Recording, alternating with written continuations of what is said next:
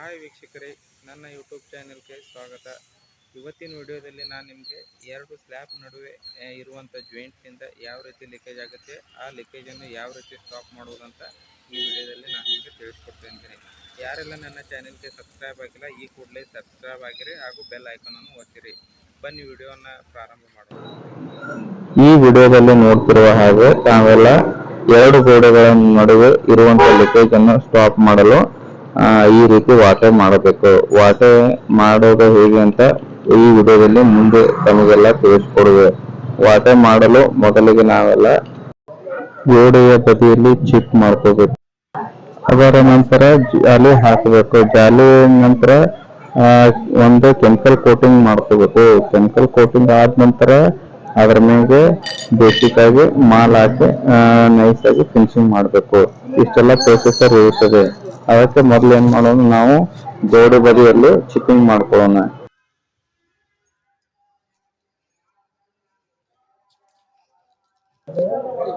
Chipping ಚೆನ್ನಾಗಿ ತಗೊಂಡು ಮಾಡಬೇಕು.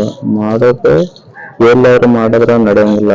ಅದಕ್ಕೆ ಪ್ರಾಪರ್ ಆಗಿ ಎರಡು ಗೋಡೆನಂತೆ ನಡುವೆ ಬಿರುಕು ಬಿಟ್ಟಿರೋದು ಕಾಣ್ತೇವೆ. ಇಲ್ಲಿ ನೀವು ವಿಡಿಯೋದಲ್ಲಿ ನೋಡಿ ಬಿರುಕು ಯಾವ ರೀತಿ ಬಿಟ್ಟಿವೆ. ಈ ಬಿರುಕನ್ನು ನಾವು ಏನ್ ಮಾಡ್ಬೇಕು, 2x2 ಅಂದ್ರೆ 2 ಇಂಚು ಡೀಪ್ ಹಾಗೂ ಹೈಟ್ ಆಗಿ ಕಟ್ ಮಾಡ್ಕೋಬೇಕು. ಇದು ಬೇರೆ ಮನೆ ಹಾಗೂ ಈ ಸೈಡ್ ಇದೆಯಲ್ಲ ಅದು ಬೇರೆ ಮನೆ. ಅಲ್ಲಿ ಎರಡು ಸ್ಲ್ಯಾಬ್ ನಡಕ್ಕೆ ಒಂದು 3 ಫೂಟ್ ಗಾಡಿ ಕಟ್ಟಿದ್ದಾರೆ. ಈ ಗಾಡಿ ಸೈಡ್ ಏನೈತಿ ಜಾಯಿಂಟ್ ಕ್ರ್ಯಾಕ್ ಬಂದಿದೆ. ಆ ಕ್ರ್ಯಾಕ್ ನಿಂದ ಕೆಳಗಡೆ ಏನಾಗ್ತದೆ, ಲೀಕೇಜ್ ಪ್ರಾಬ್ಲಮ್ ಆಗ್ತದೆ.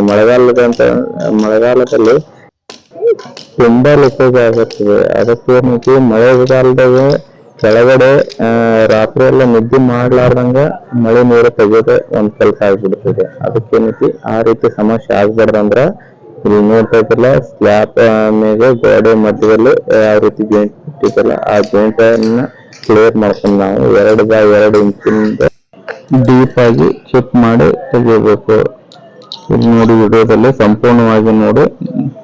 ಚಿಪ್ಪಿಂಗ್ ಮಾಡಿದ ನಂತರ ಈ ರೀತಿ ಎಲ್ಲ ಆಕಾರದಲ್ಲಿ ಜಾಲಿಯನ್ನು ಆ ಚಿಪ್ ಮಾಡಿದ ಜಾಗದಾಗ ಹಾಕ್ಬೇಕು. ಅದೇ ರೀತಿ ಹಾಕಿದ ನಂತರ ಕೆಮಿಕಲ್, ಯಾವ್ದು ಕೆಮಿಕಲ್ ಯೂಸ್ ಮಾಡೋಣಪ್ಪ ಅಂದ್ರೆ, ನಾನು ಡಾಕ್ಟರ್ ಫಿಕ್ಸಿಟ್ ಆದ್ರೆ ಯೂಸ್ ಮಾಡ್ಬೋದು, ಅಥವಾ ಫೇಸ್ ರಾಕ್ಗಾದ್ರೆ ಬೆಸ್ಟ್ ಕ್ವಾಲಿಟಿ ಕೆಮಿಕಲ್ ಸಿಗ್ತೈತಿ. ನಾನು ಈ ವಿಡಿಯೋದಾಗ ಡಾಕ್ಟರ್ ಫಿಕ್ಸಿಟ್ 301 ಕೋಡ್ ಇರುವಂತಹ ಕೆಮಿಕಲ್ ಅನ್ನು ಯೂಸ್ ಮಾಡ್ತಾ ಇದ್ದೀನಿ.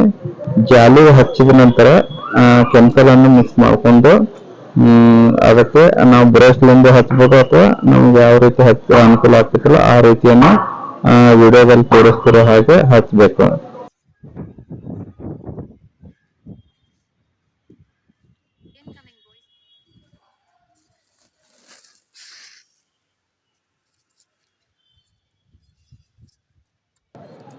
ವಿಡಿಯೋ ಕೊನೆವರೆಗೂ ನೋಡಿ ಅಂದ್ರೆ ಮಾತ್ರ ನಿಮ್ಗೆ ಯಾವ ರೀತಿ ಮಾಡೋದಂತ ಗೊತ್ತಾಗ್ತೈತಿ. ಇಲ್ಲ ನೀವು ಸ್ಕಿಪ್ ಮಾಡ್ತಾ ನೋಡಿದ್ರೆ ಜಾಯಿಂಟ್ ನಲ್ಲಿ ಬಂದಿರುವಂತ ಲೀಕೇಜ್ ಅನ್ನ ಸ್ಟಾಪ್ ಮಾಡೋದು ಗೊತ್ತಾಗೋದಿಲ್ಲ. ಅದಕ್ಕೆ ಏನೈತಿ, ನೀವು ವಿಡಿಯೋನ ಪೂರ್ತಿಯಾಗಿ ನೋಡ್ರಿ. ಪ್ರತಿಯೊಂದು ಸ್ಟೆಪ್ ಅನ್ನ ನಿಮ್ಗೆ ಮಾಹಿತಿ ಬರೋ ರೀತಿಯಲ್ಲಿ ಹೇಳ್ತಾ ಇರೋದು ನಾನು. ಇಲ್ಲಿ ನೋಡಿ, ಸೈಡಿಗೆ ಜಾಲಿ ಹಾಕಿದ ನಂತರ ಕೆಮಿಕಲ್ ಅನ್ನು ನಾನು ಟ್ಯಾಪಿ ಸಹಾಯದಿಂದ ಹಚ್ಕೊಂಡಿನಿ. ಅದಾದ ನಂತರ ಪೂರ್ತಿಯಾಗಿ ಹಚ್ಕೋಬೇಕು. ನಾನು ಎಷ್ಟು ಚಿಪ್ಪಿಂಗ್ ಮಾಡಿದ್ದೇನಲ್ಲ, ಎಲ್ಲಿವರೆಗೆ ಬಿರುಕು ಬಿಟ್ಟಿದೆ ಇದೆಲ್ಲ ಅಲ್ಲಿವರೆಗೆ ನಾನು ಏನು ಮಾಡೀನಿ, ಚಿಪ್ಪಿಂಗ್ ಮಾಡಿ ಕೆಮಿಕಲ್ ಜಾಲಿ ಹಾಕಿ ಅದರ ನಂತರ ನಾನು ಕೆಮಿಕಲ್ ಕೋಟಿಂಗ್ ಮಾಡ್ಕೊಂಡಿದ್ದೀನಿ. ಅದಾದ ನಂತರ ವಾಟ ಮಾಡ್ತಾ ಇದ್ದೀನಿ. ನೋಡಿ, ಈ ವಿಡಿಯೋದಲ್ಲಿ ನಾನು ತೋರಿಸ್ತಿರೋ ಹಾಗೆ ನೀವು ಕೂಡ ವಾಟ ಮಾಡಿ. ವಾಟ ಮಾಡೋದ್ರಿಂದ ಯಾವುದೇ ರೀತಿ ಲೀಕೇಜ್ ಕೆಳಗಡೆ ಬರುವುದಿಲ್ಲ. ನೀರಿಗೆ ಗುಡ್ ಬೈ ಹೇಳ್ಬೋದು. ವಿಡಿಯೋದಲ್ಲಿ ನಿಮ್ಗೆ ಏನಾದ್ರೂ ತಿಳಿದೇ ಇದ್ರೆ ನನಗೆ ಕಮೆಂಟ್ ಮಾಡಿ, ನಾನು ನಿಮಗೆ ಅದರ ಬಗ್ಗೆ ಮಾಹಿತಿ ನೀಡುವೆ. ವಿಡಿಯೋ ನೋಡಿದ್ದಕ್ಕೆ ಧನ್ಯವಾದಗಳು. ಇದೇ ರೀತಿ ನಿಮ್ಮ ಸಪೋರ್ಟ್ ನನಗೆ ಕೊಡಿ ಅಂತ ಹೇಳ್ತಾ ವಿಡಿಯೋನ ಮುಗಿಸ್ತಾ ಇದ್ದೀನಿ. ಧನ್ಯವಾದಗಳು.